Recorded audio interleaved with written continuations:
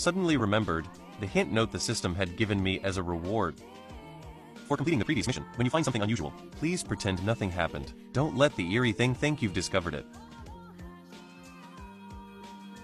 He suddenly bent down, smiling casually. Why is your hand suddenly raised so high?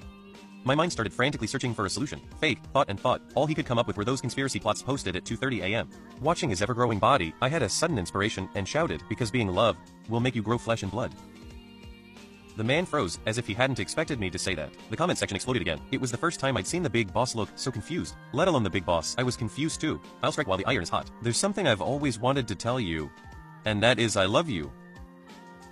The man's eyes widened suddenly and his body stopped growing at that moment, looking somewhat bewildered. Looking at his already 3-meter height, I looked up at him and shouted, I hope you don't grow any taller! Exclamation. Because then I won't be able to hold an umbrella for you anymore. And I won't be able to walk with you. I'm very sad. The man's pupils trembled. I took a deep breath, and the next second I threw away my umbrella, letting the blood-soaked rain soak me, then suddenly threw myself into his arms, hugging his waist tightly and giving his firm abs a couple of pats. In a voice full of emotion, I said, if you can't stop growing, then I'm willing to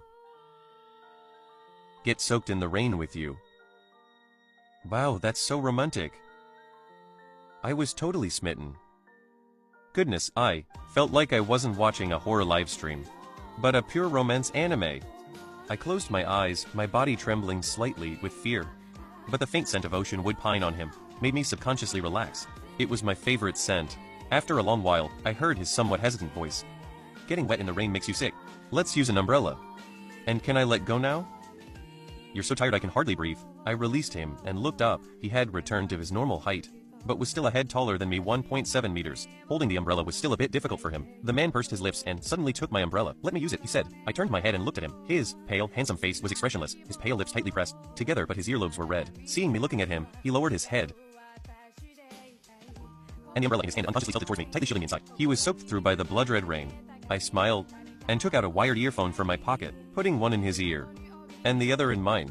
I saw his earlobes, which were only slightly red, instantly turn redder than the blood-red rain. We finally arrived at the only shop with lights on. In the darkness, as we parted, I handed him the umbrella so he wouldn't get wet. I'll be sad. Remember to pick me up next time it rains. The chat is about to explode. Am I on the wrong channel? Is this really a horror live stream? The hospitable boss is so innocent. The other players are fighting to the death with the eerie creature. He's standing there awkwardly. Just as I was getting impatient and about to put away my umbrella, he snatched it away. You wait for me, I'll wait for the rain.